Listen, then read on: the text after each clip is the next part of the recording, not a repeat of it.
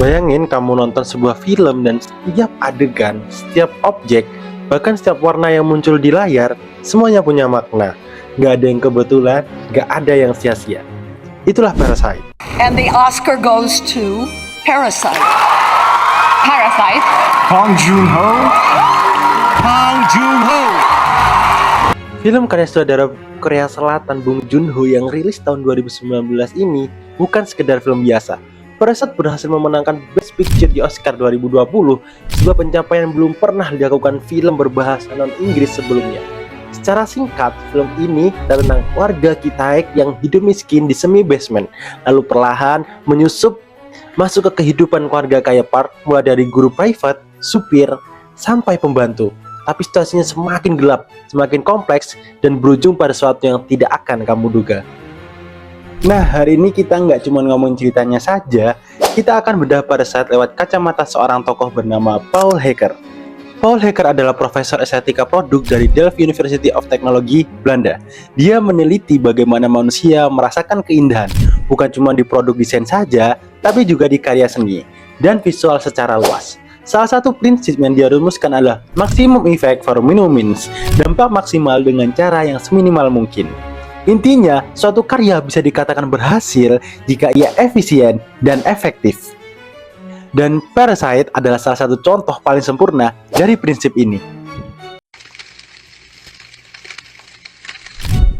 Banyak sekali detail dan metafora yang bisa dibahas di film Parasite. Tapi kali ini, aku mau membahas beberapa metafora yang sangat sederhana, tapi memiliki dampak besar di ceritanya. Yuk, let's go kita bahas. Sepanjang film, kamu akan sadar ada garis pembatas yang terus-menerus hadir, baik secara visual maupun naratif.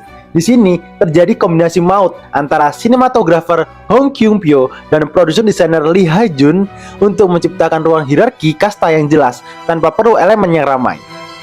Lewat teknik yang disebut compositional division, mereka memanfaatkan arsitektur minimalis rumah seperti pilar tembok, vertikalitas kusen pintu, atau jendela besar untuk memotong frame layar menjadi dua bagian. Dan disinilah kejeniusan Bong Joon-ho terlihat.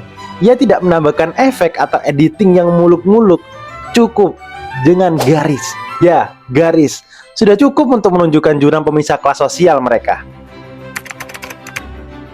Elemen kedua bahkan lebih unik lagi karena tidak bisa divisualkan sama sekali. Bau keluarga Kim berulang kali disinggung oleh Bapak Park dengan cara yang halus tapi menyakitkan.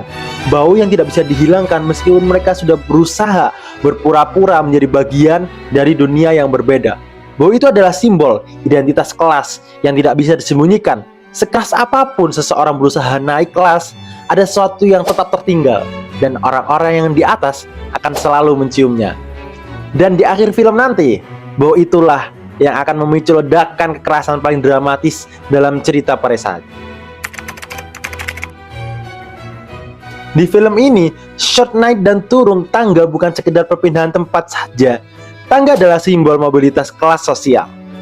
Dan momen paling kuat ada di adegan hujan, terlihat begitu nyata ketika setelah keluarga Kim menikmati rumah kaya itu, mereka harus kembali ke tempat asal mereka, melewati tangga yang terus turun dengan shot kamera yang cakep banget.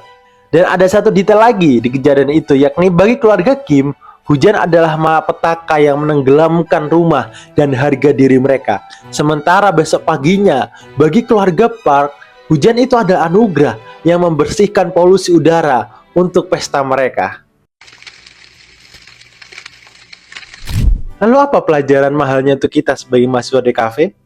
Coba lihat faktanya. Set rumah mewah keluarga Park yang dirancang oleh Lee Ha-jun itu benar-benar dibangun dari nol demi presisi yang visual. Setiap inci sudut, tangga, dan pilar itu bercerita dan punya fungsi komunikasi yang kuat. Ini adalah bukti bahwa untuk membuat visual yang tampak simpel dan efisien di layar, proses riset dan perencanaan di belakang layarnya justru harus sangat rumit. Nah, prinsip maximum effect for minimum means ini harus kita bawa saat mengeksekusi tugas-tugas kuliah kita, entah itu saat mendesain poster, bikin short movie, logo, atau ilustrasi. Sekarang, coba bandingkan dengan kebalikannya. Kita pasti sering melihat poster event lokal atau bahkan tugas kuliah yang super ramai. Fontnya ada 5 jenis, warnanya tabrakan 7 macam, dan elemen grafisnya bertebaran di mana-mana. Kita butuh waktu 10 detik cuman buat mikir, ini poster maksudnya mau ngomongin acara apa sih?